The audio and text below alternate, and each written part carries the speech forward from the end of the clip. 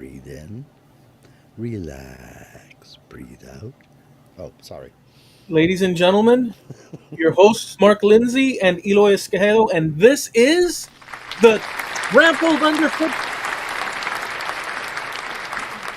Thank you, thank you, thank you. Yeah, be here all night. Try the veal. Tip your waitress, but not all the way over. I was trying to think of one of those 1930s or 1960s jokes where it's a one offer punchline like here, take my wife, please, and everybody's clapping like it makes no sense. Yeah, I don't know what's the full part of that joke. I don't know what it is, but I just I, remember the punchline of it. Um, mm, Take my wife, please, oh, and everybody like that kind of weird, sort of like mm, nightclub weird. weird stand up. Yes, In any event, this is the show, ladies and gentlemen. You're here, we're here, and what's going on, Mark?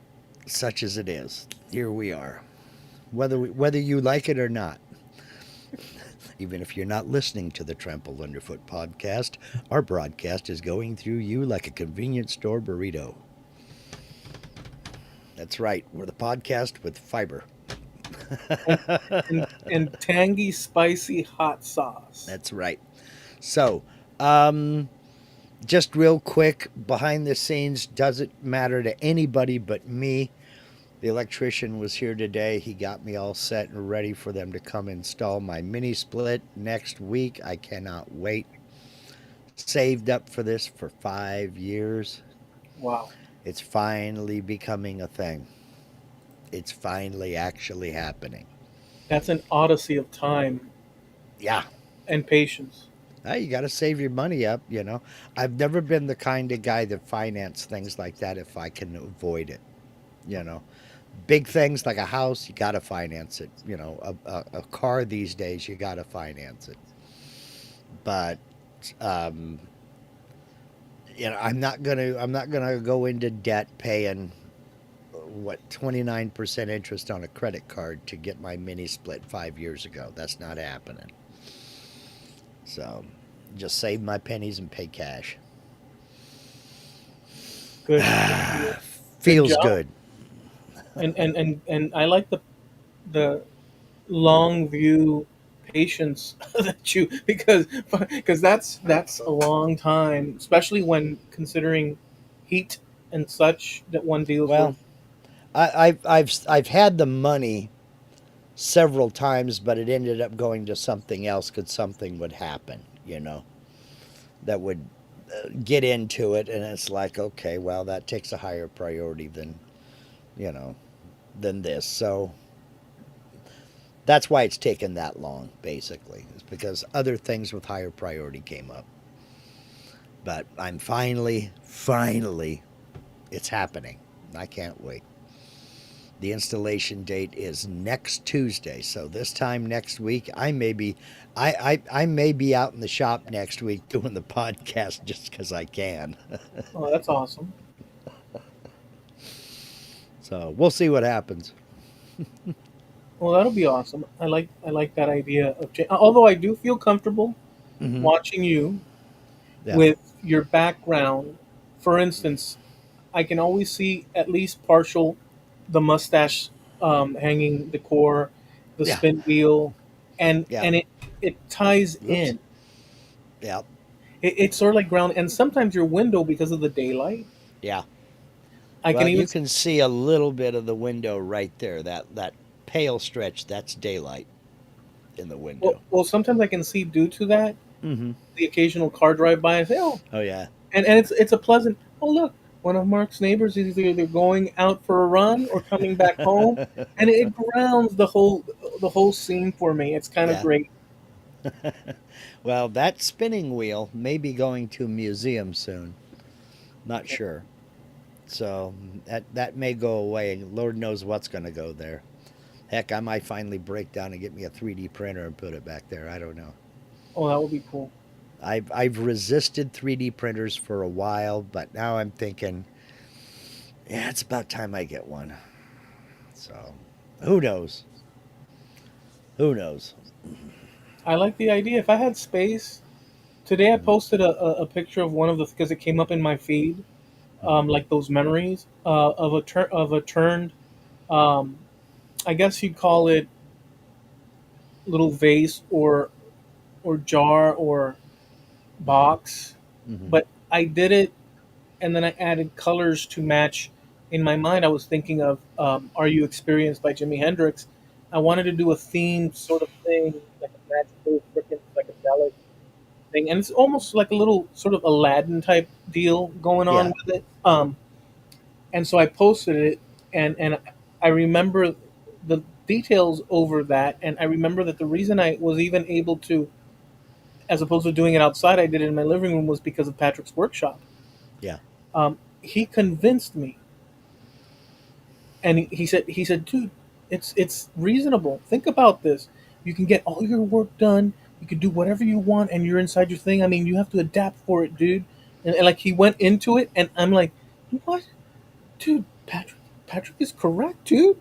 Of course, I have to go for it, and why not? I mean, we can control the mess. We can control the dust. Nope. I I remember this discussion because Steve and I tried to talk you out of it, but you weren't having it, so we just gave up and said, "Okay."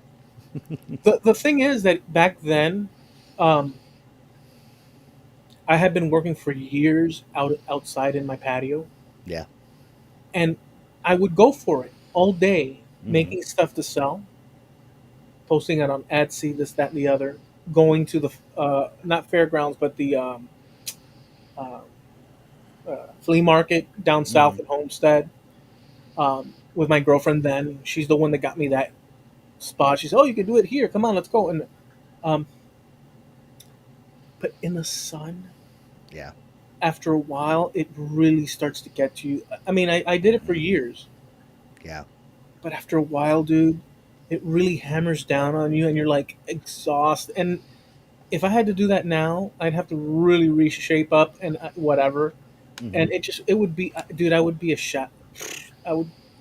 It probably be good for me healthy wise, but No, I mean, heat stroke is a thing, dude. But yeah, I know exactly what you mean. yeah, I know. it's a lot of talking about your new AC. Working out in the sun is a thing. It's a hot thing, and here it's so humid that you end up just like freaking like just sweating Yeah. up a storm. Hmm. So in any event, I remembered all that and I wrote a little thing about it, included him and all the circumstances that revolve that around Hmm. that. Um, and now we're here in this point in time. Yeah. I've had to stop that because I don't have the space and I can't keep doing this mess. And so Yeah. I've focused on other things and Yeah. such I as knew. life. I knew the mess would finally take over, and you'd be like, "Yeah, no, I can't keep doing this." So. Yeah, it just doesn't you need a dedicated space for that. Hmm. That's just part of the thing. Yep. Well, But and that's why I built the shop shed. It's 12 by 16. It's not much space at all. It sounds big, but it's not. So, and I went 12 by 16 because that was the biggest size I could get with and not need a building permit. So, worked for yeah, me. I mean, but it's separate. It's still it's not. I don't want to say sufficient, but it's 12 by 16. Hmm. That's not small. 12 wide, 16 long, but when you get everything in it, it gets real small and real crowded real quick. I had to disassemble my computer station and move everything out of the way so the electrician could get in and run wire today. So I did that all day. I guess it was Saturday. No, all day Sunday.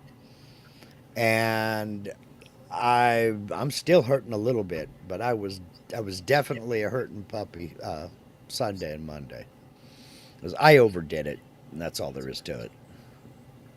But moving stuff around, and Yeah, this arm with the shingles is still a thing. So I overdid it, and it's letting me know it. So. yeah. Well, thank goodness that you're gonna have AC, and that Hmm. makes a big difference. Yep. I mean, I Well, don't know. I don't know Uh, your area's heat levels, but I'm sure it gets hot. yeah, we've temperatures above 110 degrees are not uncommon. Um, we've hit our record is 115, and we've hit it 4 or 5 times. And but the first time recorded was like 1912. It hit 115.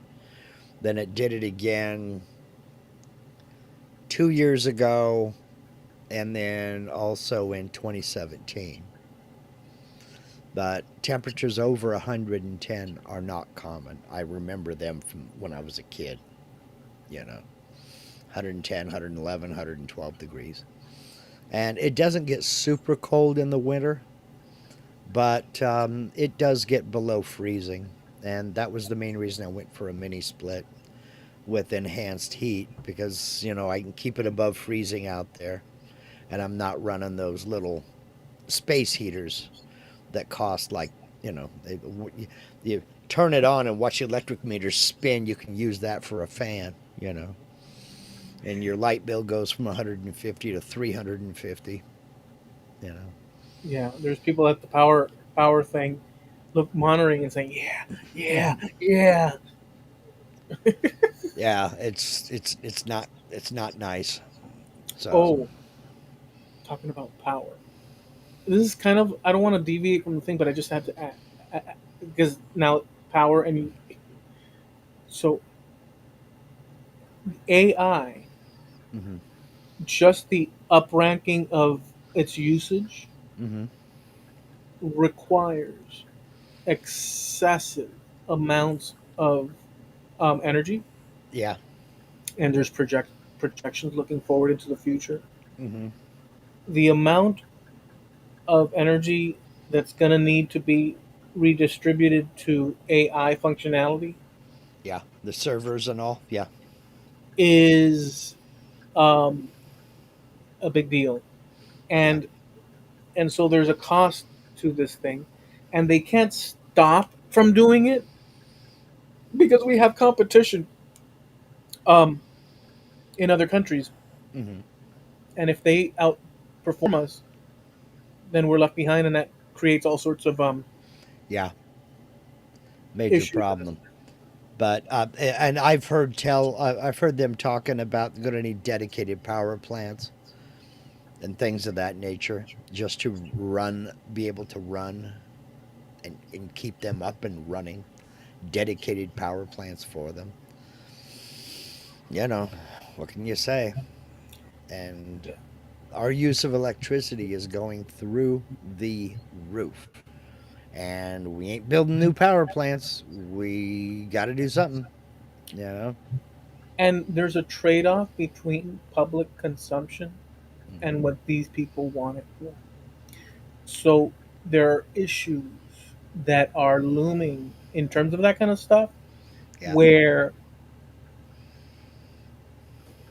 again, without going into the nitty and gritty,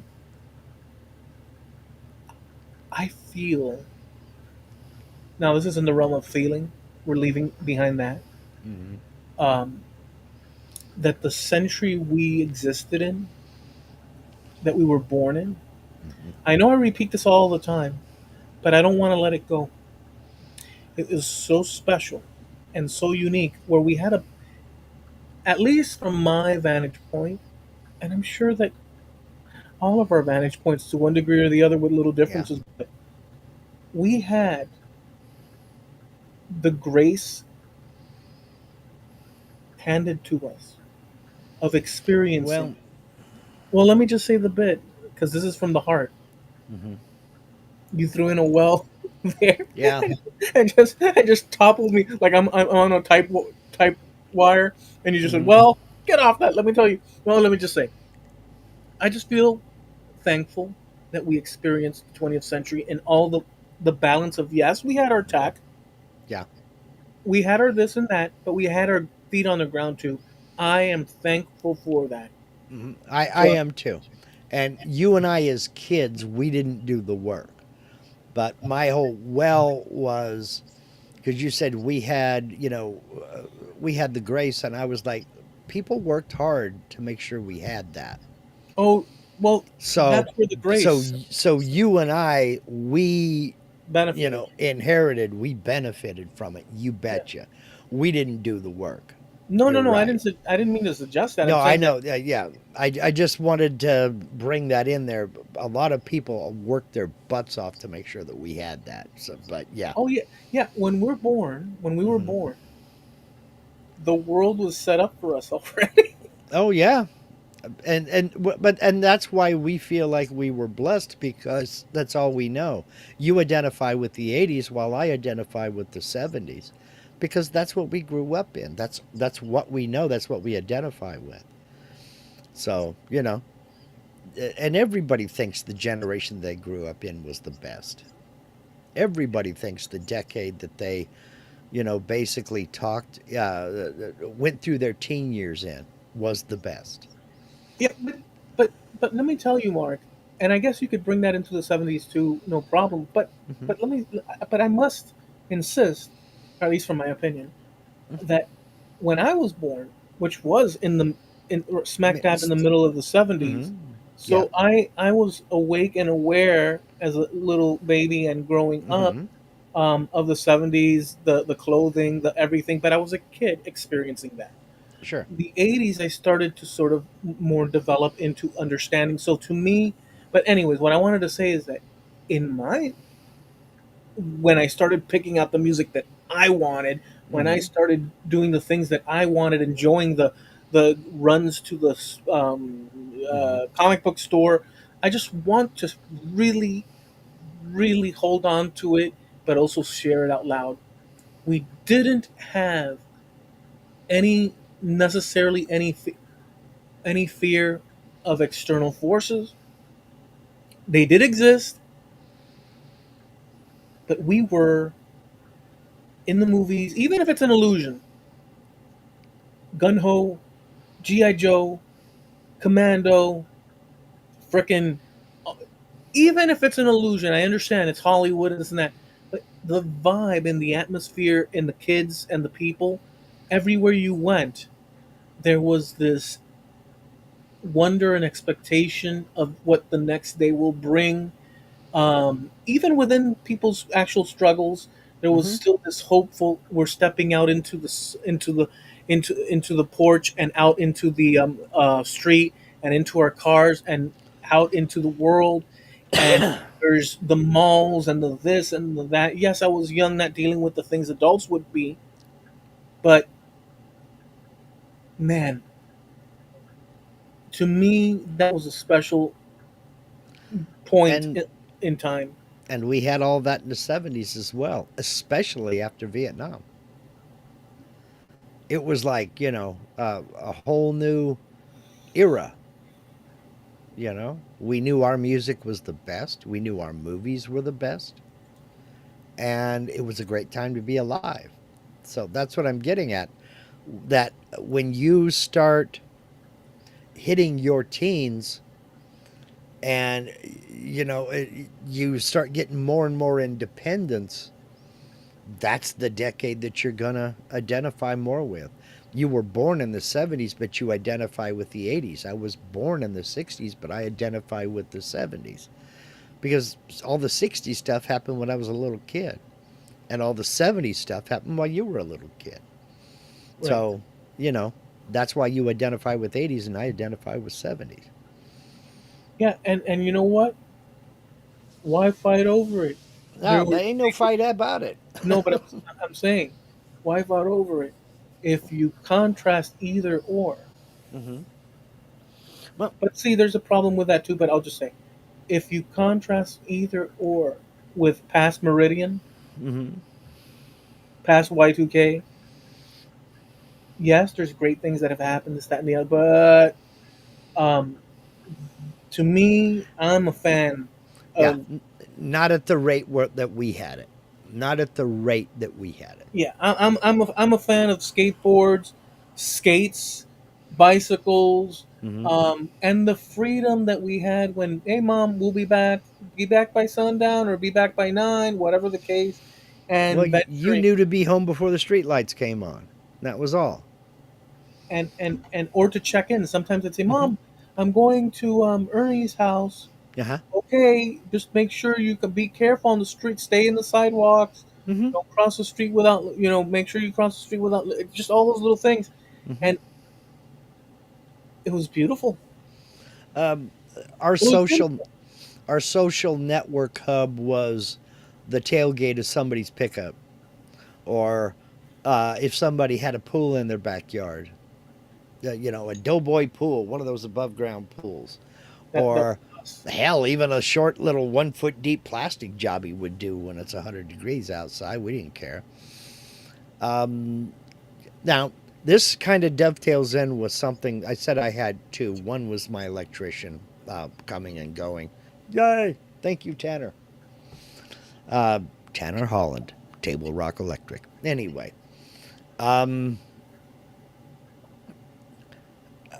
I brought something to Linda's attention the other day. I people watch when we're out and about, and always have. And I watch what people do, and I try to pay attention to my surroundings. And it's July 1st. Early happy 4th of July, by the way. And happy Canada Day to our Canadian friends. Um, and I noticed something and I brought it to Linda's attention. And she kind of noticed it too. It's July. When we were talking about this, it was June. Where are all the colors? I noticed that people are walking around in such drab clothing. They're wearing the same colors that they wore all winter long. Occasionally white tops, but it's all black or varying shades of dark gray. You'll occasionally see dark brown, but they're such dull, drab colors. And everywhere. So much so that we were at an event about 3 hours to the north of us. I was mentioning that to Linda. Look at these people. Look at the colors that they're wearing. There was a woman wearing a yellow top, and she stood out like a beacon. Everybody else was wearing white, plain white, or gray or something like that. I'm in a red t-shirt, blue jeans and a red t-shirt. So I knew I standed out. Linda's wearing blue jeans and a blue shirt. I know she was standing out. But I thought, where is all the color? What happened to color? You know, it used to be almost like a celebration when springtime came along. Guys were wearing, you remember board shorts and cool jams?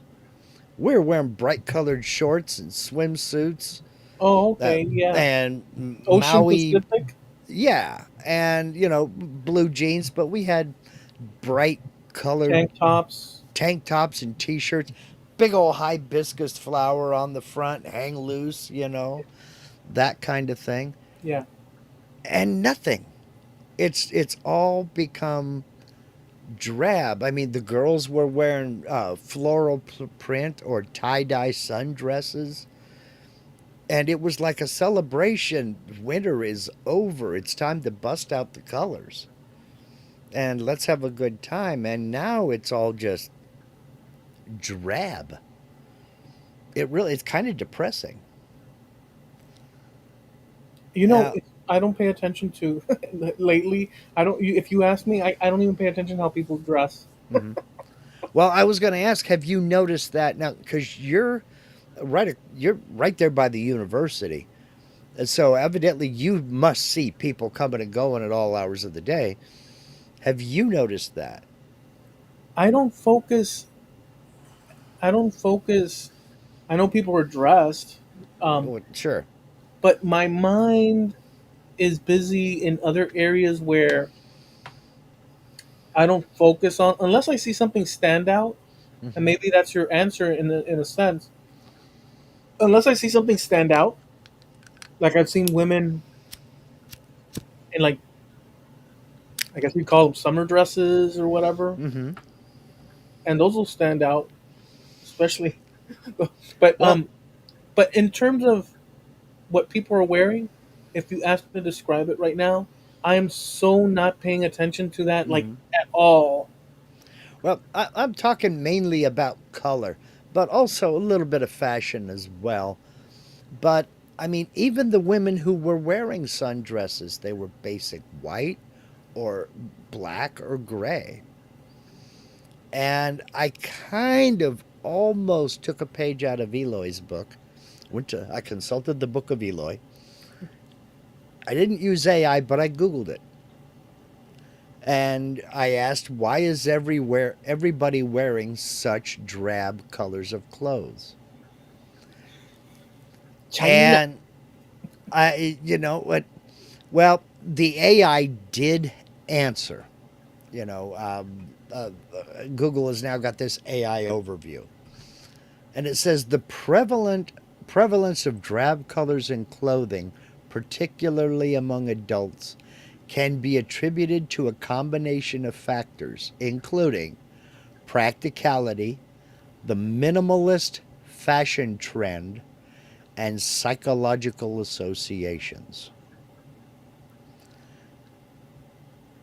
And that made me think psychological associations. Um, we hear a lot about people being depressed. I hear more about depression these days than I ever have at any time in my life. We hear more about social anxieties and, well, I don't do crowds and things like that more now than I ever have in my life. Now, these people who have these conditions may have always been there, and I just never heard about it because, it is easier to hear about these things these days because news travels, I mean, at the speed of light. But I guess my big question is, are we seeing this as a result to living life online, where we're more concerned with what happens online and less concerned in real life, so we don't really pay attention to. I mean, I hear about people with social anxiety, and it's like, well, we all have a little anxiety when we're in a big crowd, or if we're in a place where we don't know anybody, especially if there's a big crowd. But I've never had any kind of anxiety with a pizza guy coming to the door. That doesn't bother me, but I know it does bother some folks. They want that contact us. They don't want to deal with a person. So I'm wondering if this may be a symptom of living life online. Okay, so my thoughts. Mm-hmm. So, one, these are just my thoughts according to what you said. Mm-hmm. This is an exploration of what you said to figure out what might be the cause or the various causes, or Yeah. combination of things, all that. Mm-hmm. And these are the things that popped into my mind, which are limited to the things that popped into my mind, but not the Sure. end, all be all. Just like PTSD, I think it is. PSD? PSD or PTSD. PTSD? All these um, letter Yeah. combinations. I can Post never. traumatic stress disorder. Yeah. If you're a person that has been in a stressful environment such as that, Mm-hmm. you come home and you come back to your family, as we know there are many cases, and a person at home, although he or she is in a safe environment in comparison to where they were at overseas or whatever, Mm-hmm. they will have not only nightmares but Mm-hmm. outbursts in the most calm scenarios, because a word or something will bring their brain Yeah. recorder, their memory, back to a situation, or if they did something that they have a conscience problem over. Yeah. Um, these things in a human that that feels, and all humans feel to one degree or the other, Yeah. unless there's psychopathy, Hmm. and even then, and so they will outwardly express a stress Hmm. or reaction because of an experience that they had. Okay. I'm giving one example that can be put on the heads of many human beings Sure. in that situation. But I highlight that because I also would say people in regular life Hmm. are traumatized in ways that are obvious, such as some abusive situation that occurred at a young age, and then later in life, they, for some reason, have a negative reaction to a certain type of person, be it gender wise, like towards males, Yeah. or towards certain keywords, or towards certain any number of things. And some people don't even know why they react the way they react because whatever the trauma was hidden away. You know, we are like a recorder. Imagine a cassette tape that you press play, and the station that you're recording so you can listen back to later Yeah. is playing it live, but your recorder, consider the cassette tape as your life. Yeah. The earlier stuff recorded is still there in that recording in your mind. And so what I'm getting at is this, that how you deal with life, Hmm. or how I deal with life, um, is different from each other in many ways, and similar in other ways. I get it. Yeah. And to some people, the what comes out of them, such as feeling stress in public Hmm. areas or this or that, these are all individual experiences. People are living life, and so they're feeling this and that. So the online thing, just to connect the online thing, for some people, it may not help to have the availability of negativity and to consume it because these things are being recorded Mm. into the mind of the person. And maybe a bunch of stuff doesn't linger or doesn't strike that tone that makes them react. But as you compound negativity in one person, it could be a news clip, it spreads like wildfire throughout society. So, holistically, what I'm getting at is that what your suggestion is a contributing factor to all other pressures that are concurrent with that, um, in society today, where it turns the tugboat in one direction, where in the middle would be more comfortable for most people and the tone would be more relaxed. The tugboat appears to be turned. I'm being very cautious with that because I could just say yes, Right. it is turned. Sure. Like I could affirm that it's turned, um, but it appears to be slightly turned in a direction of less hopeful sentiment, broadly speaking, about many areas of life. And your question over is the social media, I think it's reasonable to say that it plays a role because there's no way. It's like us watching back when we were kids, or you reading the book, The Hmm. Exorcist. Hmm. That stuff lingers. So now Yeah. imagine like day after day consumption Yeah. of like trauma. So yeah, Well, not only that, but you're following the Instagram influencers and you see how everybody thinks they have to live the lifestyles of the rich and famous, when most of that is just an illusion. It's a bunch of BS. They're sitting down in first class on their way back to economy.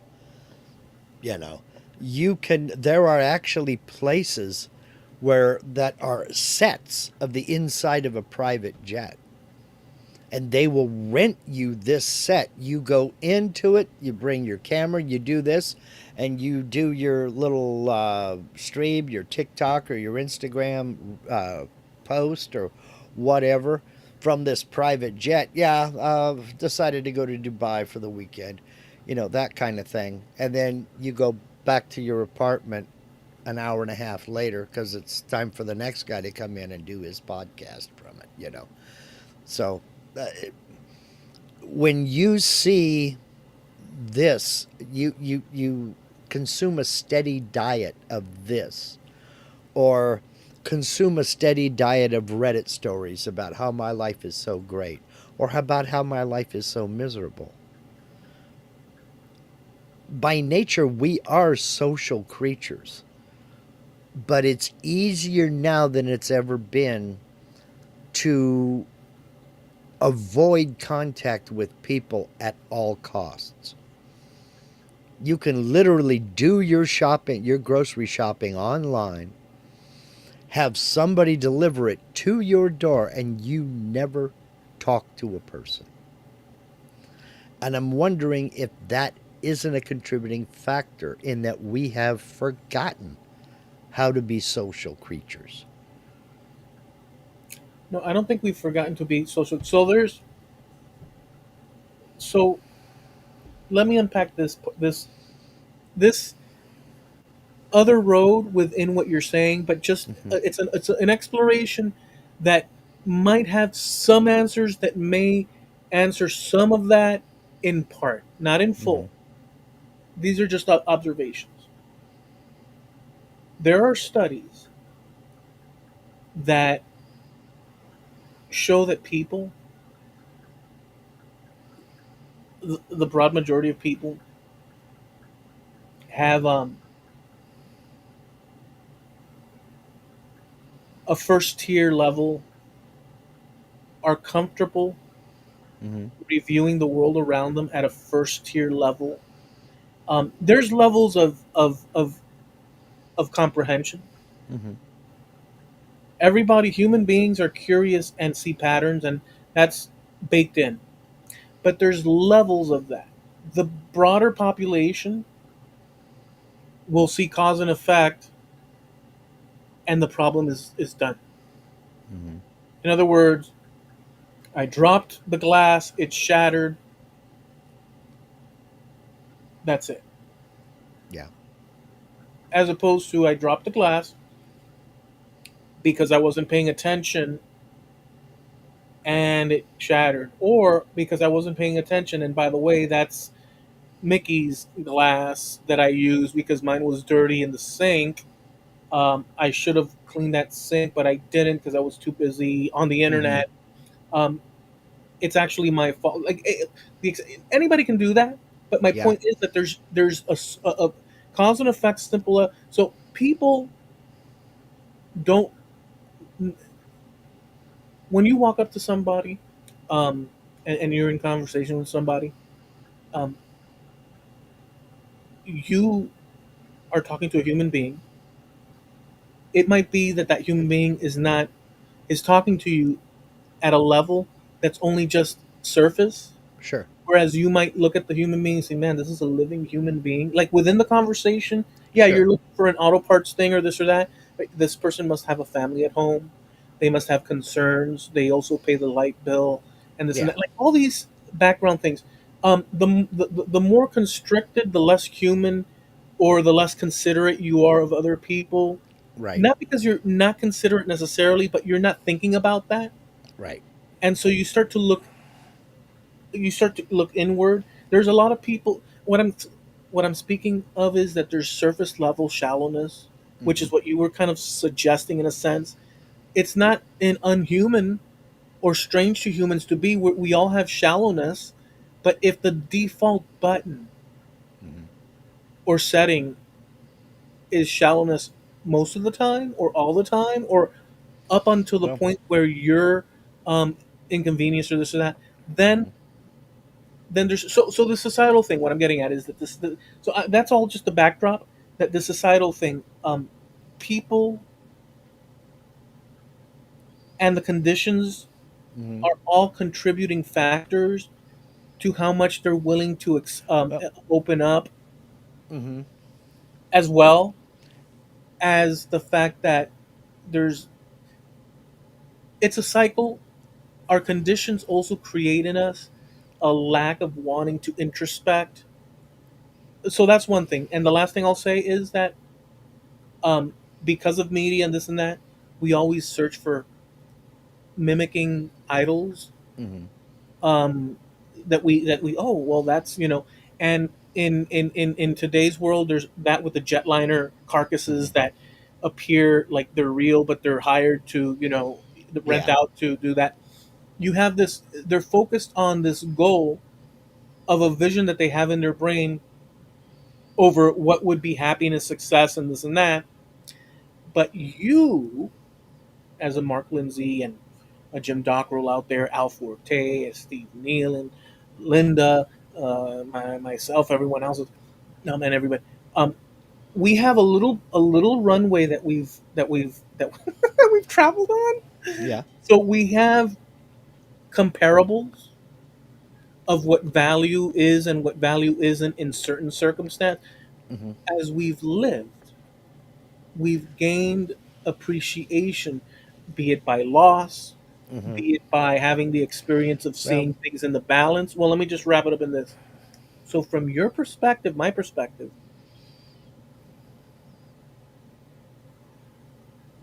just us, and everybody, we may not be sold anymore on, or if we ever were, but on like, oh, I want to be like, you know, Jimi Hendrix. When I was yeah. a kid, Yeah. I looked at him like that, like I Yeah. want to be Jimi Hendrix. Well, you remember the sports figures on the Wheaties box, be like Wilt Chamberlain. And, yeah, eat your Wheaties. Okay. You Yeah, know. but So, we're yeah. not that. We're not that anymore. Well, I'll ask you this. I know you had something else to say, but I'll just throw this in, and then you say what you're going to Hmm. say. But see if you could answer what I said, if it works. Okay. In your growing up time, and everybody out there, this is a good question for everybody. I looked up to musicians.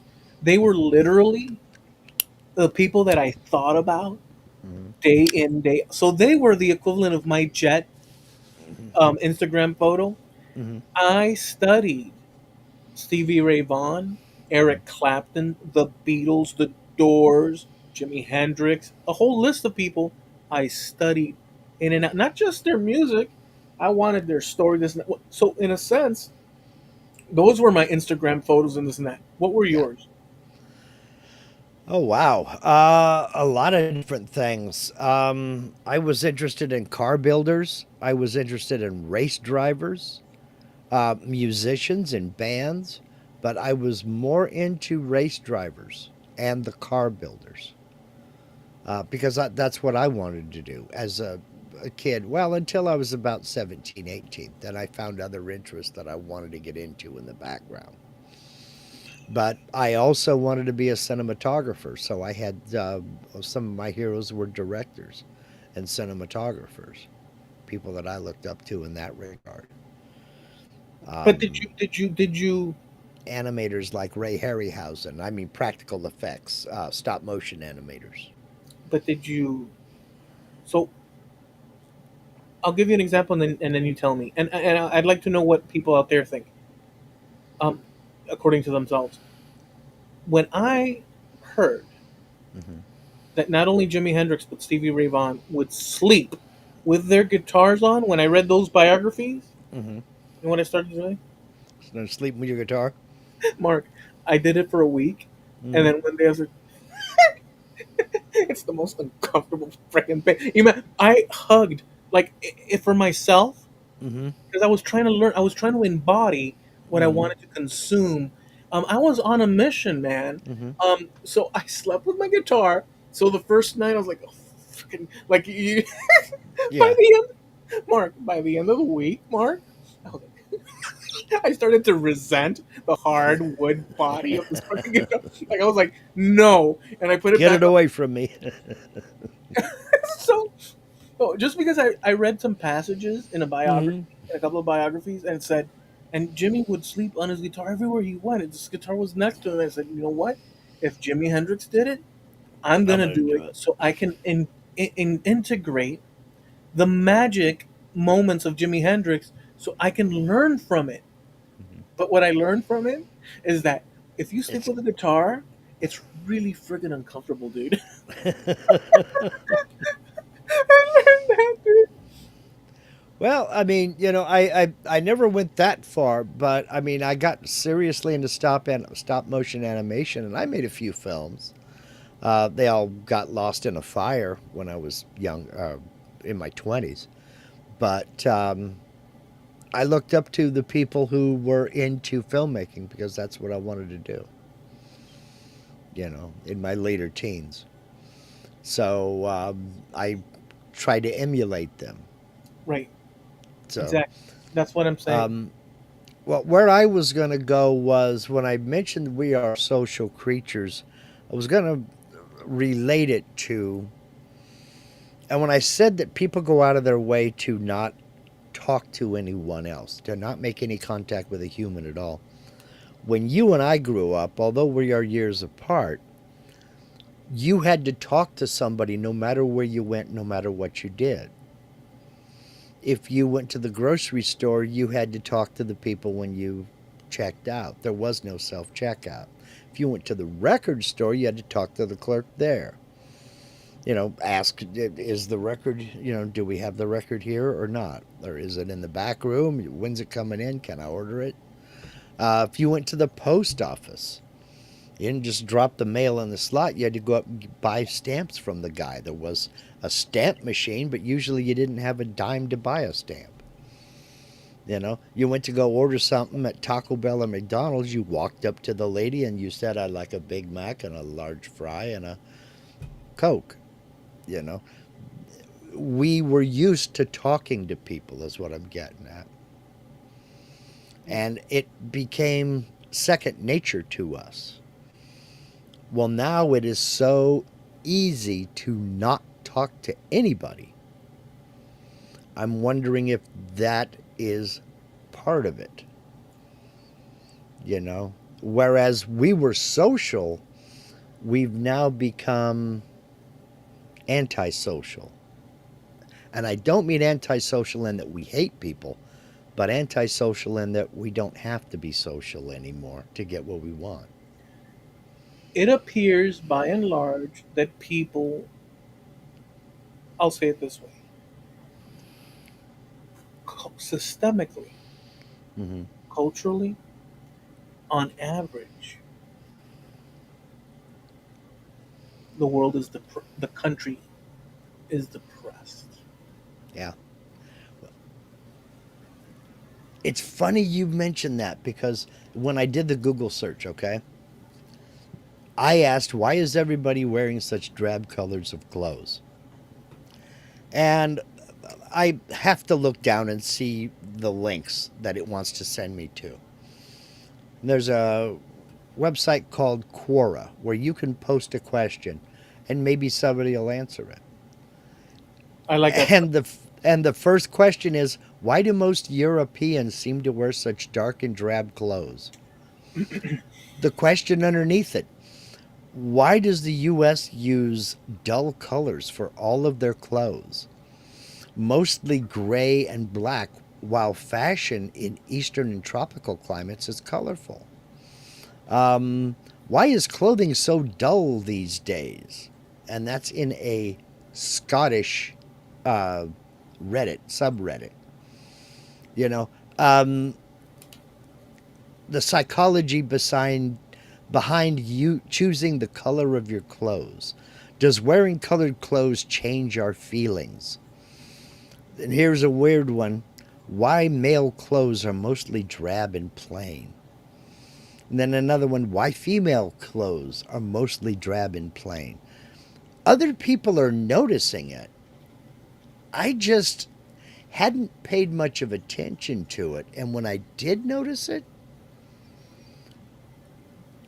I thought maybe it's a local thing here in this valley because it's real easy to get valley bound, I call it, where you start thinking we're surrounded by mountains all the way around. And it's really easy to start thinking this is all there is to the world. And unless you get out of the valley every once in a while, you can kind of go stir crazy here. Well, this event we went to was up north about 3 hours, nowhere near this valley, and it was the same up there. You know, Linda's talking about it in the chat. Um, okay, whoops, wrong one. Um, come on, let's go up here and find it. There we go. It was a wool show. All the fiber was brilliantly colored, but the people were drab. And that was a weird juxtaposition to us. Seemed like all the color was in the sales booths. You know? I think it was strange because we were surrounded by so much color in the sales booths, but the people actually buying them were dressed in such drab colors. And that was the thing that got me as well. I mean, surrounded by, I mean, there were racks of tie dye t shirts and colorful knits and woven goods and all these different bright colors of yarn and everything. And people were buying it, but not a soul was wearing it. And I thought, well, isn't that a little bit odd? And I also got to say, I also wondered, well, is this maybe people are just buying what's available at Walmart? So I looked for it. We went to Walmart the other day. I made it a point to look. There's colors all over the place. Just people aren't buying them. People are in mourning, dude. I don't know. I guess. You know where we're at. I'll say this. I'll risk it, but I'll be flowery and um what's the word, nonfiction like or whatever, or fiction like. I'm sorry, fiction. Um, if this were the stretch of time of Rome, the Mm-hmm. empire. Funny enough, I have to say this. We would be roughly about 300 AD, a Yeah. 100 years more or less shy of when Rome collapsed. Mm-hmm. The barbarian tribes of the north entered and took over. Yeah, we call them Some Canadians. But some deals were struck in preceding decades and years, where some of those tribes were incorporated in certain strategic yeah. reasons in order to maintain the broad strength of the empire. Mm-hmm. But when the weakness began, the cracks were too hard to seal up, too many at the same time. Then the tribes of the north came in Mm-hmm. and said, "We're taking over this." They came in and took. Well, anyways, maybe we're in mourning prior to a collapse. Well, I'm but throwing that out there. that was the funny part because when I looked for it, I'm noticing it here in America, and people in America are going, why do Europeans wear such drab colors? And then the next question, European is asking, why do people in America wear such drab colors? And it's like, are we not looking at ourselves? You know? Now, Al, forever the Star Trekkie, when I wear gold or yellow, I feel in command. When I wear blue, I feel smart. But when I wear red, hope I'm not a part of the away party, the landing party. Yeah, if you're wearing a red shirt and you're part of the landing party, you're in trouble. You're Wasn't not didn't gonna. Scotty wear red on occasion? I mean, I know he wore yellow, but I think there were episodes where he wore red, and he always made it. But well, he was a feature of the. He was Yeah, a cast, yeah. His name was in the credits. He had to make it. so you can't. Well, Yeah, they did do away with Spock in the movies, but they brought him back but they anyway. brought him back. Yeah, exactly. Oh, that's a whole nother. I'm gonna write that down because that's a whole nother rabbit hole to go down. But I know you had something that you wanted to talk about. Anyway, my whole thing was I just didn't understand where all the color went. You know, how come people? Why isn't spring and summer the celebration of color that it used to be? And it's not just because I want to see girls in flowered dresses. I'm an old man, you know. Um, it's that's part of the joy of life. The celebration of color that happens with the flowers in the spring and the trees start flowering and they send, all the gorgeous smells from the pear blossoms and apple blossoms and thing. It's celebrating we made it through another winter. It's time to show off a little bit and enjoy. That is part of the joy of life. So, and it it it saddens me to see people miss out on that, I guess. It does. It saddens me to see people miss out on that. So color is important for you. I think so. I think bright colors are fabulous. Are you? Is there any reference point? Because there is for me when you're talking like this within the world of like fashion or whatever. For some reason, you know how we have a list of things that make little connections when you Yeah. talk about skating, you might think of Tony Hawk, or Hmm. when you talk about one thing or the next, there's key items on your list of what that means. Hmm. When you talk about this, I always jet back to the 1960s and the flower power color Hmm. psychedelic Tie explosion. dye. Yes. For some reason, that's the link in my little list that when you talk about this, when you Hmm. reference color, but there's more to it than that. There's the 70s and 80s stuff, Right. but I jut back to that flower power stuff. Yeah. I guess I do too. I guess I Yeah, do too. because it was an Because, explosion. oh, yeah, absolutely. Absolutely. It And was, it I was maintain that the dumbest thing about the 60s and 70s was the way they dressed. But you could not say it was drab or dull because it was anything but, you know, and it could go in any direction, you know, it yeah. really could. You know, well, you know who was, for the most part, not an exaggeratus. I know it's not that word, but that's how we used to use it when we were kids, and we did it on purpose Hmm. because we included the last part of the word as a Hmm. like as a um, so exaggeratus it is. Um, who wasn't as much was in a sense Jim Morrison. He always wore the leather Hmm. or some railroad track Hmm. type pants with boots. Like he had a look where it was more tamped down. With occasional, he has a couple of photos where he's a little bit flowery. Well, his was more rebel without a cause, James Dean kind of a thing. Yeah, yeah, and that was pretty cool. But if you talk about people like the Turtles, the Beach Boys, just Jimi the Hendrix, I mean, you know. Jimi Hendrix, the Beatles, the Stones for that matter, Hmm. just everybody down that, and all those other psychedelic like Strawberry Alarm Clock, Hmm. whatnots, the Guess Vanilla Who, Fudge. Vanilla Fudge, The um, Zombies. I mean, we can yeah, keep going forever. Pink Floyd. Well, Um, heck, even Black Sabbath when they first started out, some of their first appearances. See, I can't picture it well enough. Hmm. That I almost always look at them in terms of darker colors and stuff, but whatever. Um, they explored Hmm. by, Yeah. by a lot, and in fact, even people that came slightly later in the '70s, like Rush, Hmm. um, in some of those early stuff, Yeah. they had some wild. Yeah. I It mean, was the here's style, man. It was the style.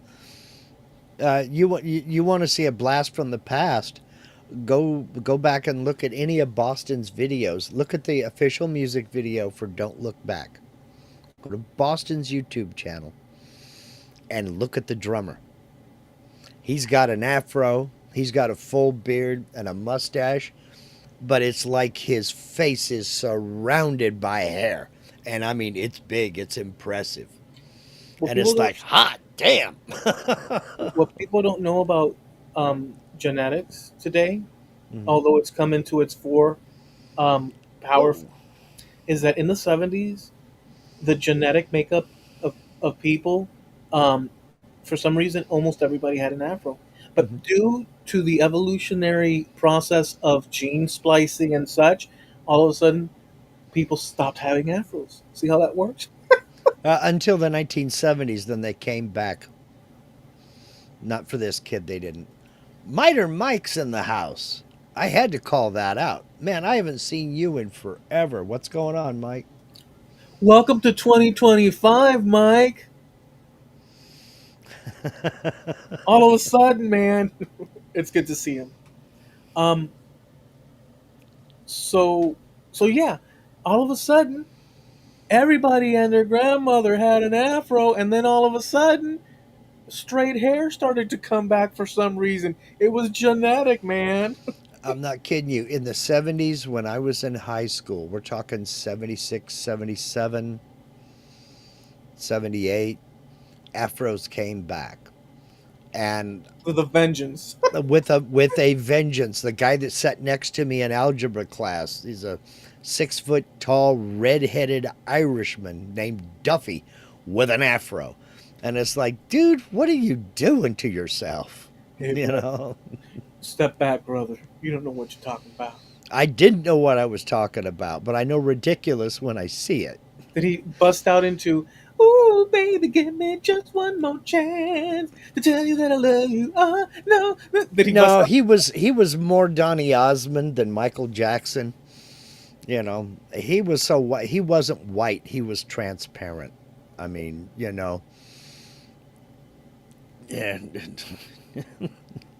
it was I mean, it it's a, was a sad time in American fashion history. I'm telling you. well, so obviously, Al says I had an afro. You might have been able to pull it off, Al. I don't know. so in the see now, he's gonna have to find a picture because I want to see that. So, um, because it's just too good to. I mean, that would be a classic right out. I mean, literally, and just for that would be awesome. Um, I remember being so into the what's Eric Clapton, Mm, but I had always seen him with long long hair. hair. Yeah. But then I bought this book of his Hmm. because I was a fan, Hmm. and there it was. At one point during the Cream era, Hmm. Clapton let it loose. He went full regalia, and he appeared with this wonderfully constructed permanent that was Hmm. so shocking. Hmm. It was Eric Clapton's face, Hmm. but he had this With a tailored. perm. Yeah. He had this tailored wonder microphone thing going on, and Hmm. I was looking at that and I was saying, "Oh my goodness!" But it was cool because it was balanced too, with like this psychedelic like Hmm. wardrobe, and I fixed it because Hmm. I'm difficult that way. And, like I saw Mick Jagger prancing around once, and that was enough for me. But I fixed it. Number one, this is Eric Clapton, so I have to excuse him. But Yeah. I fixed it by considering the psychedelic drenched Hmm. cream era, and so it's smooth. So now it doesn't bother me. It But was also 60s. Remember that. It was also the 1960s. dude, he, Okay. he had a scarf on, and Yeah. dude, That was the style, man. Go back and look at Pink Floyd in the 60s, right around just before their first album, Piper at the Gates of Dawn. Go back and look at them in the 60s. oh yeah, it was badass though. To be There honest were with you, some weird ass hairstyles.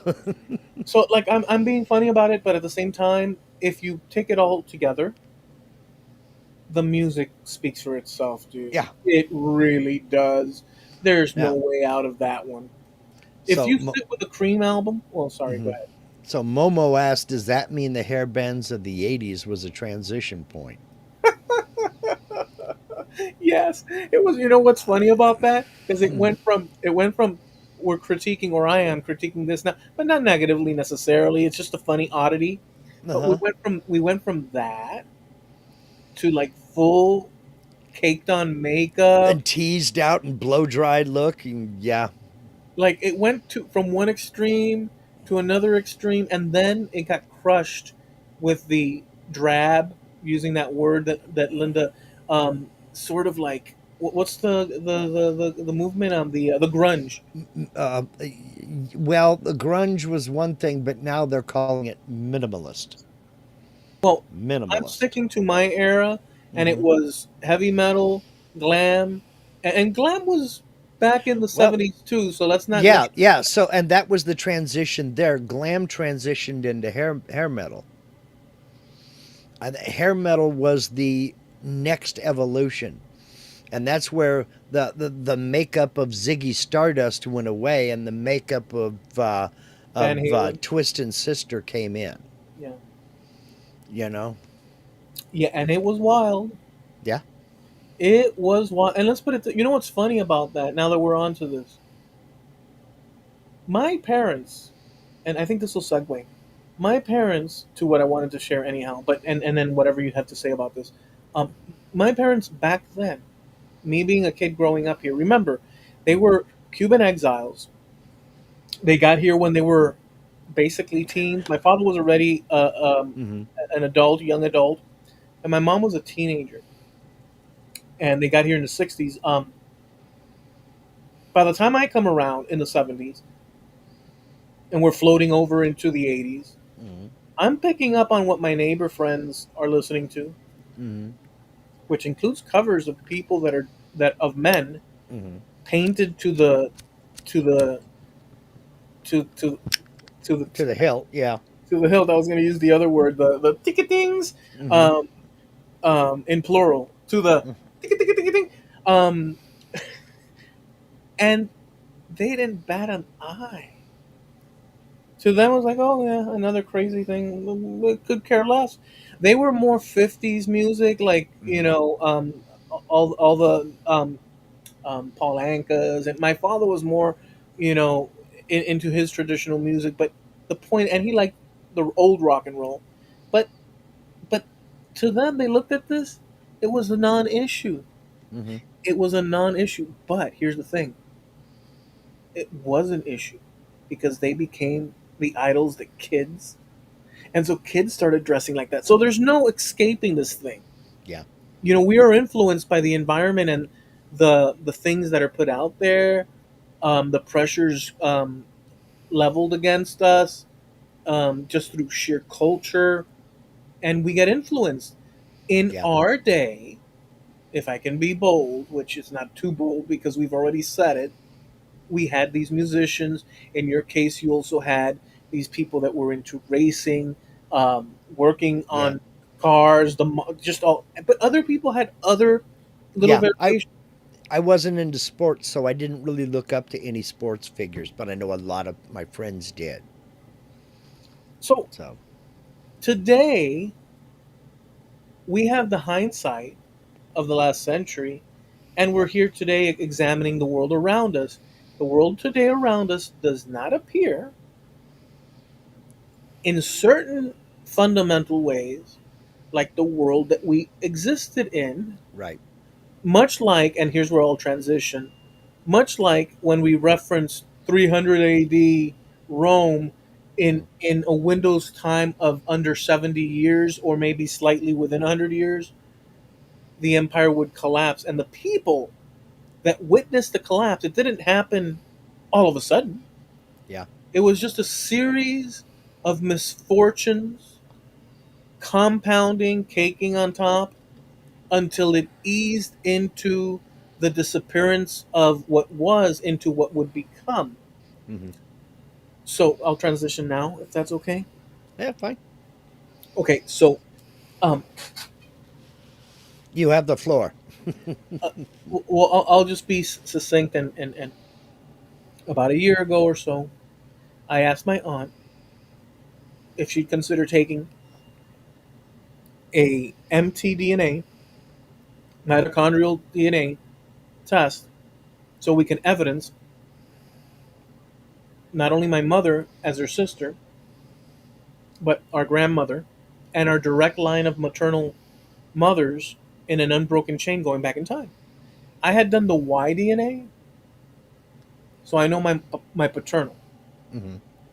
And she said, "Yeah, let's do it." And I was like, "Whoa!" She totally, and she bought the full fledged kit, and she got it back, and I manage it in part with her, so I can look at the all the information, and I'm looking at my mother's information at the same time because this doesn't change in any like the information in the mitochondria Hmm.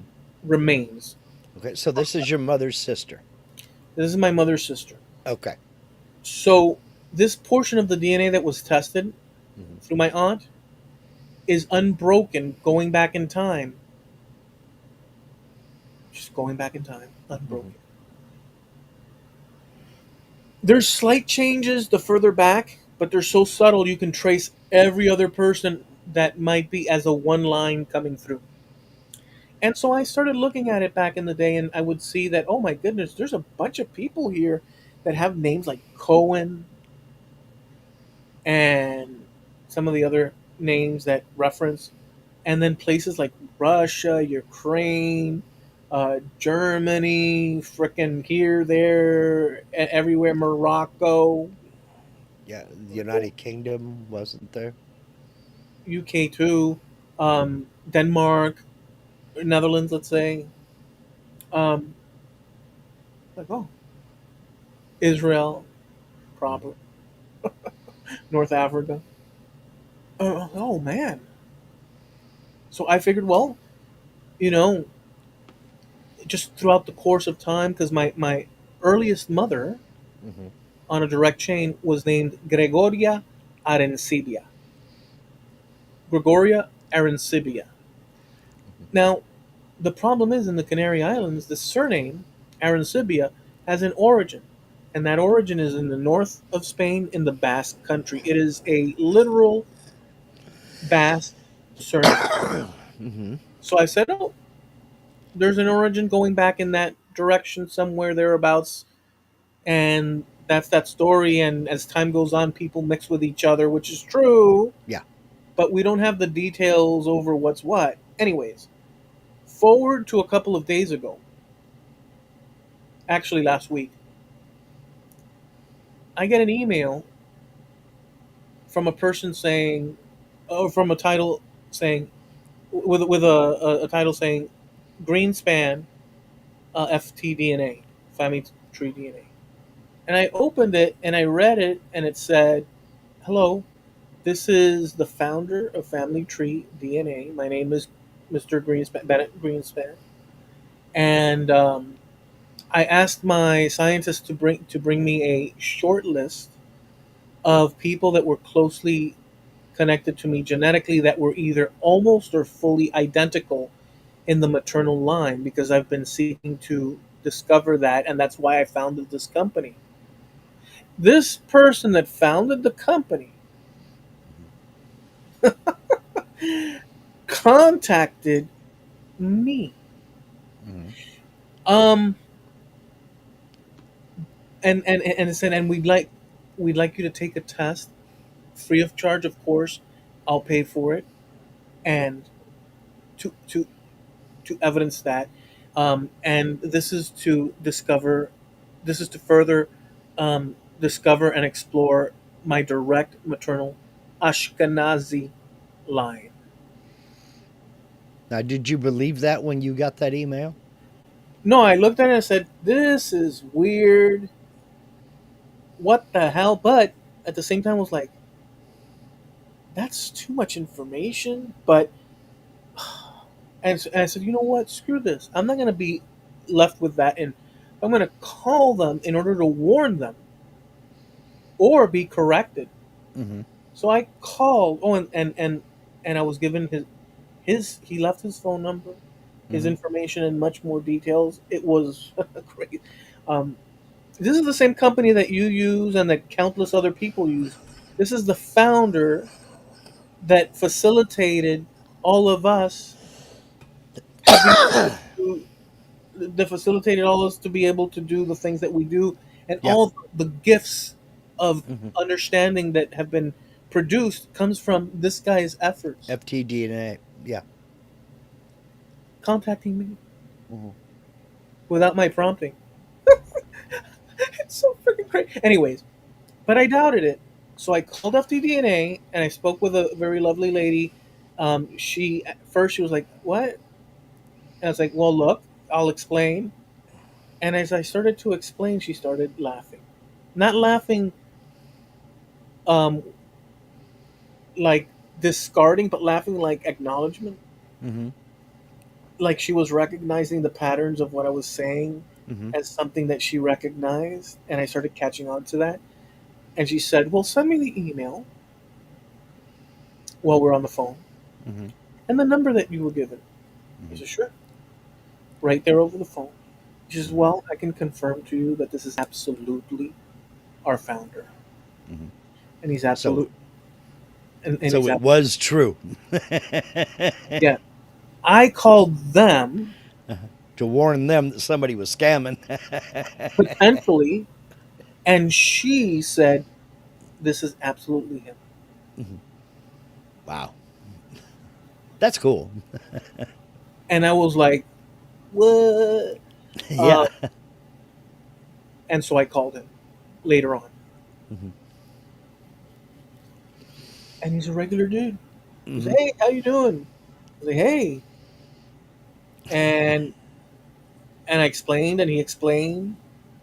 And he's like a regular dude, like free going, down to earth, like you and I talking here now. He's Mm-hmm. just on about the business of clarifying DNA, just like you and I as novices. Mm-hmm. He's doing it at this higher level, but in terms of his persona, Mm-hmm. it's like you and me talking. And I was like, blown the frick away, Mark. Yeah. And in the conversation, he basically said that, look, I want you to take the test. You and my maternal line are virtually the same. Mm-hmm. In fact, they're the same.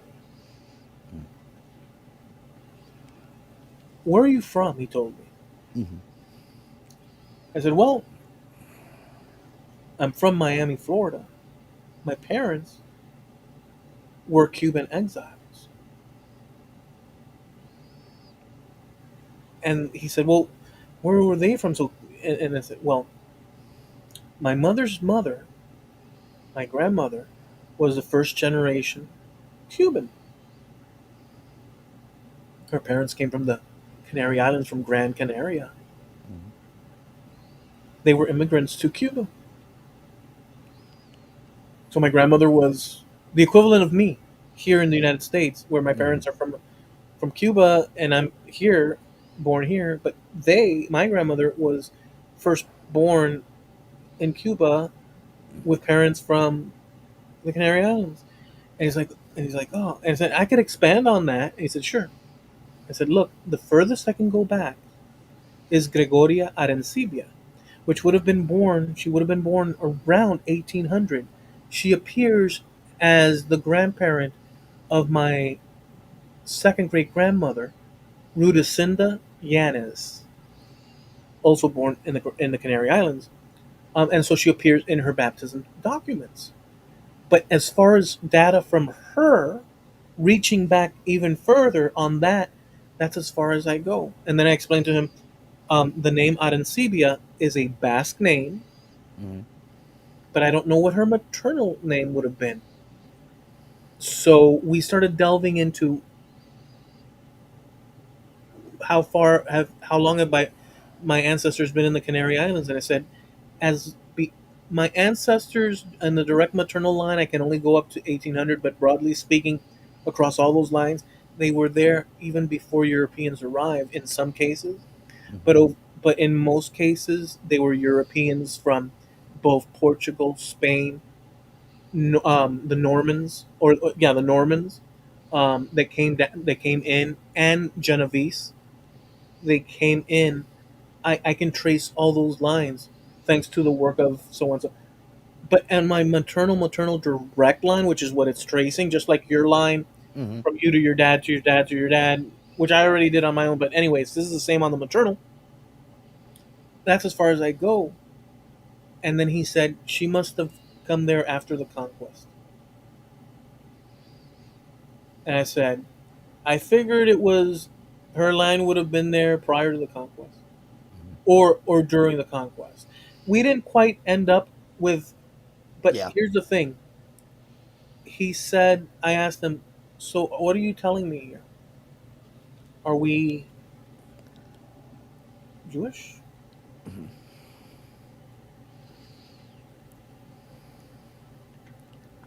And he says,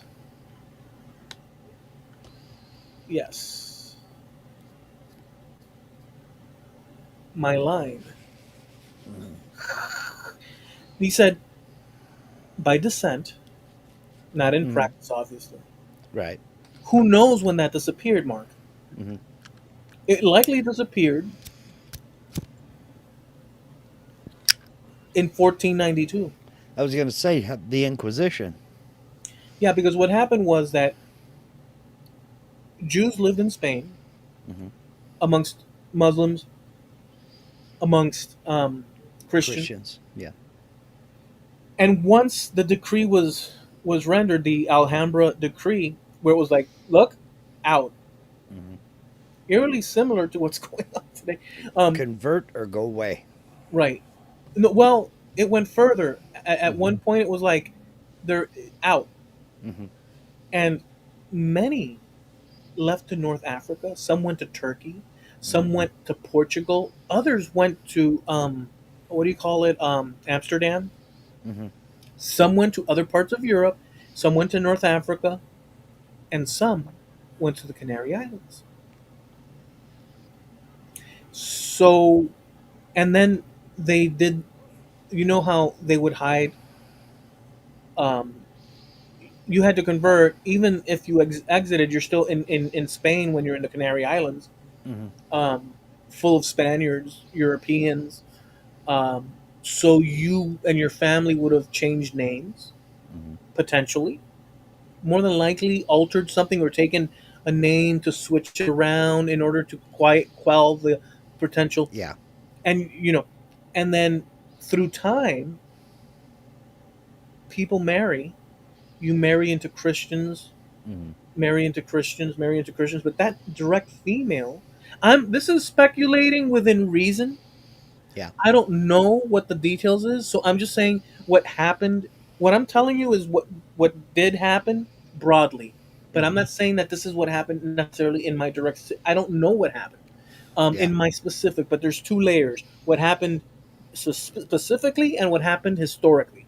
I'm just Right. saying historically, these people came and they one marriage away, and all of a sudden traditions just Change. Yeah. simply right. So where that lands, our last conversation today, we're going to have more information, this, that, and the other, and he's testing our stuff. But Hmm. um, wherever that lands, he is saying that we have a direct line, and the original person, he confirmed, or he affirmed, that in 300 AD, Oh, wow. during that 100 prior years, at 300 by 400, Hmm. give or take, Rome had started to collapse or was collapsed. Hmm. In 300, there was a woman, my direct mother, back then, Hmm. that was Jewish. And, um, damn it, I see a bug that I gotta kill. Hold on. And, Is it too small to put a saddle on? um, No, not really. You could probably put a saddle and hitch a Okay. couple of truckloads of coal behind it. Yeah, I used to call them Alabama racehorses. So, um, so there was a woman there, and in an unbroken chain through who knows Hmm. if that knowledge was lost. Because remember, the idea of Jewish is a practice. Hmm. Um, Mr. Greenspan's line Hmm. and my line connect with that mother Hmm. back in that time, as far as we can tell currently. Yeah. They'll do whatever they need to do, and we'll see what it is. But he continued a Jewish branch. Hmm. Who knows what that mixture would? But in my case, that mother that followed that 300 AD person Hmm. would have either continued Jewish lines until up until the conquest, up until 1492, or sometime prior disappeared into the Christian world, or Yeah. sometime after disappeared. We don't know, but the point Right. is this: that um, it's an amazing thing. So my grandmother would not have known Yeah. that this was a because we're talking about 1,000 years back. Yeah. So by descent, as far as Greenspan is concerned, the fact that he should, because if it's not true for us, it's not true for him. You see what I'm saying? Right. Yeah. And Yeah. I get it. and he has so in effect, by descent, not by practice, Hmm. we're maternally Jewish. It Did just you did you talk to your aunt about this? Did you tell her? yeah, I told her and she said, "Oh yeah, I knew." Oh, thanks a lot, Auntie. She said instinctively, but remember, it's a difficult thing. Hmm. So in her, she put it together. I didn't know. I Hmm. suspected that in the great, because the history of Spain is that. Yeah. That's the history of Spain. Yeah. People might have take issue with that, but based on the mixing that happened Hmm. in the past, you had all these groups together. So not everybody would have the same combination, but these are the pop. It's like saying, why wouldn't you have it? It's like saying, of course I have hunter gatherer in me. Yeah. Of course I do. So do you, but you went one way and I went the other. Like, Yep. you, Mark Lindsay, me, Hmm. your ancestors were hunter gatherers. So were mine. Yep. But my ancestors converged into a Mediterranean world, Hmm. and yours went. North. But so this is just another avenue. I just found it. So I'm Hmm. waiting on more information. I just wanted to share that. Um, Hmm. So have eh, you taken the tests or is that coming? he said that they conserve the DNA from the test we took. And here's what's interesting. So they're going to test that. Okay. Yeah, but this is an interesting point to make. Hmm. When you send off your stuff, your saliva, Hmm. um, they use whatever portion of it and save the rest. Okay. I don't know whether if they freeze it, I don't know what they do, Yeah. but they save whatever remains, and Hmm. so that in case you have other tests you'd like to take, Yeah. they can pull from that. But Okay. here's the bit that's interesting. Here's the bit that's interesting. He found me because think about this. I've only taken a Y DNA, Hmm. male DNA, and through my male, funny enough, or interestingly enough, I am quintessentially Celtic Hmm. by direct paternal line. I mean, I'm talking about the cultures that create the originators, wherever that line is, because it blends. But Yeah. what is regarded today as that Germanic people, Hmm. I'm not a German, Nope. but I sure am by blood a Celt. Hmm. Oh yes, I am. But so here's the thing. But it's shocking too because you don't know. But that's all the only test I took. Hmm. he was on about looking for his aunt. He was on about his work as the founder, Hmm. that he found the traces or the patterns that he's looking for as he was going through the data, or his scientists were going through the data, because he asked for a short list, Hmm. and I popped up, and so that's why he contacted me. Said, "Would you be interested? Could in doing the maternal test?" Hmm. And I said, "Yeah, of course." You know, so that's the story, dude. So, and believe me, from my perspective, it's a joyful thing because it's clarity. Hmm. It's a historical thing. It's a surreal thing. I am thankful, but it's also, isn't it also shocking because it's a different way of thinking Yeah, of.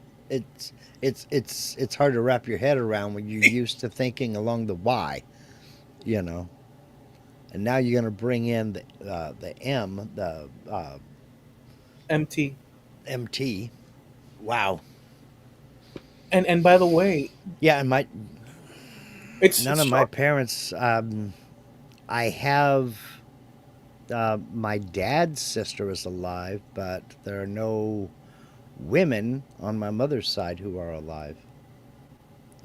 They've all passed away, so there's no way to get them tested. But But my dad's sister is alive. you can test for your maternal, Yeah, or you could preserve that. But here's the thing, that another interesting side note of this, or not even side note, it's like one of the main notes. mhm. In effect, you have to understand. So I basically, just by descent, have had the voice of genetic testing, one of the most prominent ones that Mhm. happens to have Ashkenazi ancestry, affirm, search me out Yeah. and affirm a reality, a Mhm. genetic reality, an ancestral reality, a history reality, that even though I can't reach out and know the what, where, and when directly to say, Mhm. but the genetics is saying. So in a sense, I could go, let's say, to a rabbi and say, "Look, I this is Greenspan. I mean, if he hasn't made splashes, I don't know who has, and he Yeah. has Ashkenazi ancestry, and he's saying that I so." Um, where do I get some benefits here? Tell me what's going on here, man. So here's the bit that I'm saying about that, is that by genetics, I link to these people. But so, and that's wild. But Yeah. putting that to the side, there are countless Europeans today in places like northwestern Europe, because the Jews Yeah. went everywhere, Yeah. that are directly maternal. And I have a map which I'll show you later, Mhm. so you can see all the places. The map is, so it's not just like I'm just closest to Greenspan with 18 other people, um, that belong in his branch or in our communal branch. But there's other people that connect with that across the world, and they're walking about thinking No that idea. thinking they have no Jewish, but they are, Mhm. at least in that way, Jewish. Mind blowing. Yeah. Yeah. Yeah. Does that make you? What does that? What are your thoughts on that, dude? Because I mean, it's crazy. it's difficult. Like I said, it's difficult to wrap your head around because you're so used to thinking along the paternal line. To find that in the maternal line, it's like, whoa, wait a minute. Now I got to wrap my head around that, and it's a little bit, Are you ready for a yarmulke? I don't know. Are you? Um, you know. Well, the whole thing about identity, you know, like you're saying about the Y-DNA, it's true that I am. It is. It is verifiably true. I've posted enough of it, but it's Hmm. there. I match with people that are British, Mm-hmm. not only today but anciently. Yeah. I match with people that are Scandinavian. I match with people that are Russian, Ukrainian, people that are Italian. Um, and it all goes back to a Celtic origin, which were the R1B people. Yeah. Um, but my identity is that, I mean, the way you work that out is that, or that I reason it is that I'm a human being. I was born and I observe. But literally, but I'm an American. I was born in the United States of America. Actually, I'm a Floridian. Even Yeah. they're both go hand in hand. But the point is not that. The point is I'm a Floridian. Let's say take it down to the nitty gritty. I'm a Floridian. I'm an American, but I'm the son of Cuban exiles. But they're the children of Spaniards in in the various capacities, and Italians in the Mm-hmm. various capacities. So in effect, I'm Mediterranean, Mm-hmm.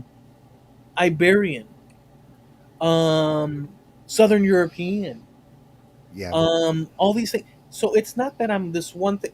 Basically, it's exploding out that I am the the funnel end of populations from the Yeah. past. I am not just my direct paternal line. It just that's part of my thing. Yeah. It's I just am the most recent. yeah, within our parents and grandparents' little focal trifecta Yeah. of time. We identify with our specific, but we come from populations that at one time were hunter gatherers, dude. Yeah. So and in this case, um, it's mind blowing. Yeah. Especially when they go back that far. You know. 380. Yeah. It's crazy. Right around the time Rome fell. Yeah. Now, a few last thing I'll say about this. A few curious things did linger, and he's yet to, like unpack some things, and so Yeah. I'll wait for that in its due time. But a few things. My earliest known direct mother, Gregoria Arancibia. Can I push the envelope and figure out through these Canary Island groups who her parents were? Now that's going to be a focal point because um, how far back can I go in that? Um, because what if I find something within that timeline as opposed to something that's ancient? Yeah. You know, but I suspect it happened during the expulsion Yeah. time. I suspect I that that's mean, possible. it's yeah, it's highly possible. It, the timeline fits. Well, that's just me reasoning out, but we don't know because they could have come later. Yeah, that's Because true. the Canary Islands is a hub for people traveling from Europe. They stop at the Canaries, then they go to the Americas. Across history, they come, stop, and go just to refuel from and pack whatever they needed for the journey. So they'd come from Iberia, Portugal, and other Hmm. parts, Italy, and they'd stop, fill up, Yeah. and then so it was a hub. Um, so maybe it was later, maybe it was earlier. I don't know. But the point is that it was so surreal, dude, that I had to share it, Yeah. and That's it wild. really it makes you stop and like, wow, what the heck? Yeah. It's wild that I thought it was funny that at first you thought it was a scam because I would have done the same thing, Yeah. you know. But you had the courage to call. I wouldn't even have done that. I'd have just been, oh, this is a scam. Gone. You know. He doesn't want to hold. Why would he want to talk to me? You know. Well, So. yeah, but something told me it was too open, Hmm. like too, but at the same time too surreal. So I Yeah. was like, man, I'm gonna warn because this sounds so Hmm. interesting, but at the same time, like if they're Yeah. willing to go at this rate to get Hmm. the low down skinny on whatever they want from. If they're that's the scam, I better warn FTDNA because somebody else Hmm. might fall for it. Yeah. Yeah. And I was set in my place on that one. Hmm. Hey, So you guys need to do some work back there because somebody is passing themselves off as y'all. I mean, that would have been my first, but like I said, I wouldn't even have called. I would have just deleted the email and gone on to the next one. now I have two strikes against me, Mark. Well, I'm now you've got me thinking about all the emails that I've received from these people and wondering how many of them were true. I had a multi-million-dollar company. Well, take that back. I had a company contact me about a CNC router. They make multi-million-dollar machines. And it's like, they don't want to talk to me. There are so many people out there. They don't want to talk to me. It went in the spam folder. I threw it away. I do that all the time. Now it's got me wondering, maybe I ought to go pull some of those out and take a look at them again. I mean, you never know. But then again, Hmm. there's also the Nigerian prince thing that Yeah. Greg. So Well, I keep coming back to if it's too good to be true, it probably is. So, you know, I mean, I'll err on the side of caution. I'm blown away though by my particular Yeah, I narrative would be story too. here because it's the person that founded the company. He literally his Yeah, vision was to discover his, and he said, "Well, we're going to invent something then yeah, to facilitate my exploration and then also help others." yeah, He did that. So that guy that did that, unbeknownst to me, reached out to me. It's like, yeah. dude, it's like holy It's kind of guacamole. like Clapton calls you up and says, I saw you reading my book. You know, but What on was a different level, obviously. what was that country singer? Um, oh man, I wish I could remember now. There was a country singer. I can't think of him now. Um, What was the song? I can't think of it now for some reason because I'm so stuck on this. But Oh. I'll just say this: there was a famous country singer that I liked. Hmm. He was an exceptional one. Um, from the world of rock and roll, you do have some country singers that you like because they overlap in technique and this and that. Yeah. Although you're not a country Country singer fan. type Yeah. guy, but you have overlaps of interest. Yeah. And this is one of them.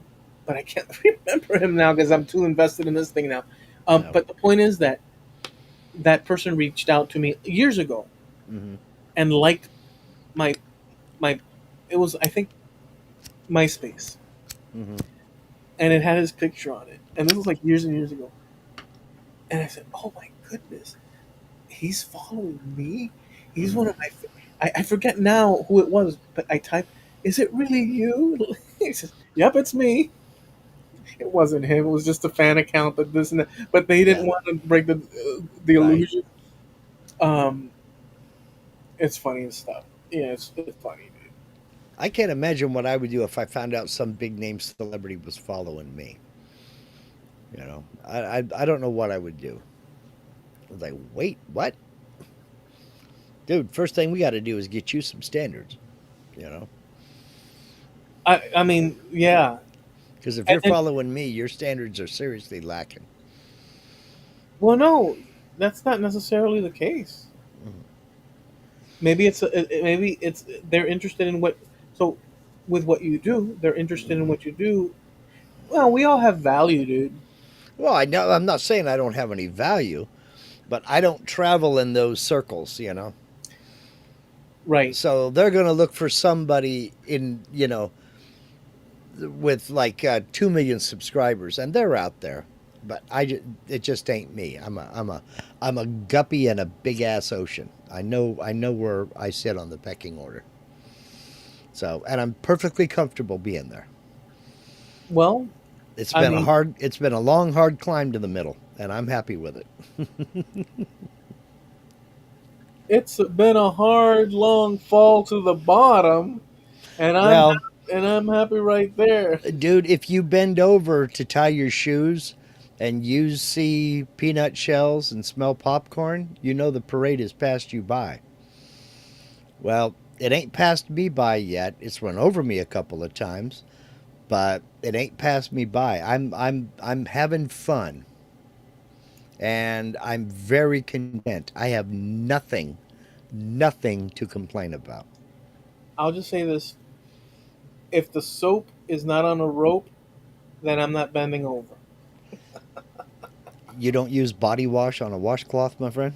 And if the soap ain't on a rope, then I guess I I coast with dirt and grime. Well, then you better live a straight and narrow life. So, No, because you said if you bend over the parade and such, and then I threw in the soap just for the hell of it. Jim So, Dockerel says it was Ray Stevens. I'm my own grandpa. oh, I've seen that one. I've seen that one. Was that the country singer you were trying to think of? No, I can't Okay. think of his name now. It'll come to me later. Billy Ray Cyrus? No, this one's a good old back in the day country singer. Hank Williams? No, keep going. Um, let's see. Merle Haggard, Mel Tillis, Tom T. Hall, Roy Clark, Buck Owens. I'm getting real old school now. I don't remember. John Connolly. Um, Let me see. I'm trying to find. You remember the song? I'm trying to figure out. Hold on. Jerry Reed. Jerry Reed? Yeah. Oh, yeah. I like Jerry Reed. He has some fun music. Jerry Reed. The problem is, I'll tell you right now the full story of it. Okay. The problem is, I think he was because here it says he passed away in 2008. Hmm. So he was still alive Uh-huh. that time, I believe. He Well, might have. MySpace at the timeline checks. I'd have to go back and see if that information is. Hmm. But he passed away in 2008 at 71. Yeah. Uh, Singer guitarist. So it was him. Um, but he had the older picture of him, like the concurrent picture at Hmm. the time. Yeah. So I was like, oh well, wow. Now I understand why they use body wash in boot camp. Yeah. Body wash, not booty wash. Oh, it said that booty wash, No, I said body wash, not booty wash. right? Because he said boot camp. Right. So, Soap on a rope, man. body wash and a washcloth. Oh, well. You want to go ahead and land the plane now, or you got more? No, that was the bit. That from my perspective, I'm I sitting here thought, trying to stay awake. I really am. I'm fighting it, man. yeah, I think that we did good. Are there any comments left before we begin our Let's see here. Um, Momo says trivia, Cohen, and other spellings are rooted in the Arabic word for priest. Okay. I Mhm. did not know that. I did not know that. Um, that's what happens when you play an electric guitar in the rain without proper grounding. I guess he's talking about the afros, and that Well, may be the what? that the afros. We were talking about Oh, afros and musicians and their hairstyles. yeah. That may be.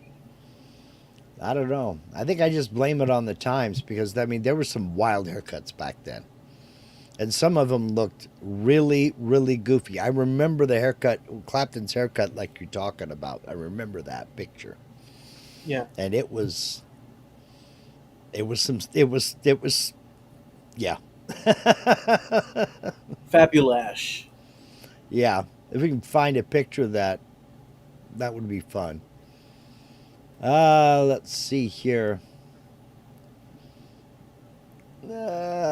Well, no, that's that. We're more or less caught up with everything and everybody. So Okay, all right, Steve's posting the links. I think our decision has been made for us. all right. Well, I think today was a magical experience.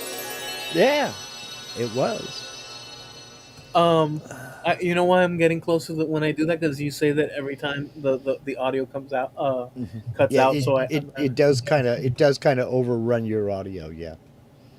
so anyways, listen. We hope you enjoyed it. We go live every Tuesday at 9:30 Eastern, 6:30 Pacific Coast time here on YouTube, trampledunderfootpodcast.com. We also have a site over on Facebook, which is Trampled Underfoot Podcast over on Facebook, and we usually post a little bit of this and that we talk about during the show, be it photos, images, links, or video clips and such. So you can check that out. And we also have a website, which is trampledunderfootpodcast.com, and you can catch our past episodes over there. Um, and nothing, we're also sponsored by. Hardhill Media, your web solution. Look, it's just me talking here. I'm gonna curl up to the microphone, put on my announcer's voice, because it's just you and me. If you're thinking about a website, I know a fellow. His name is Steve. He runs a little company called harneilmedia.com. Now, it's a tidy little ship that he runs over there. It has to be because he's the only employee. And what that tells you is you're going to get 100% personalized service. When you have a question, when you want something, you're dealing with Steve, not some nameless, faceless person in a call center somewhere that you're never going to talk to again. So that's reason number one. Reason number two, very, very competitively priced. In fact, you'll wonder how he does what he does for so little. Reason number three, he'll work with you. He'll do as much or as little as you want. If you know what you're doing with a website, he'll let you take care of the front end and he'll take care of the back end. If you're like me and have no clue what you're doing with a website, he'll take you under his wing, show you the ropes, and take care of that for you as well. So do yourself a favor. Head over to harneilmedia.com. There's a link down in the description of this live stream and every live stream on this channel for a reason. Head over there, hit the contact us link, talk to Steve, and he'll hook you right up. That's harneilmedia.com, HARNEAL media, sponsor of trampledunderfootpodcast.com. All right. Awesome. All right, guys. Well, we hope you enjoyed it. We talked a little bit of this, a little bit of that. I think it was instructive, entertaining, and eye opening in various ways. So we hope you enjoyed it. Enjoy the rest of your week. Be safe with the things that you do and enjoy. Always safety. Why do I say that? Because I picture some of you driving out to the desert to some weird bar where people turn into vampires and now you're Yeah, stuck in the middle of the desert trying to survive. mm-hmm. That's always a possibility. So I say be careful. Don't do that. Go bowling Yeah. instead. But Do what you feel. Keep both feet on the wheel. yeah, so we'll be back. It's time for us to hightail it out of here. Mm-hmm. See yas.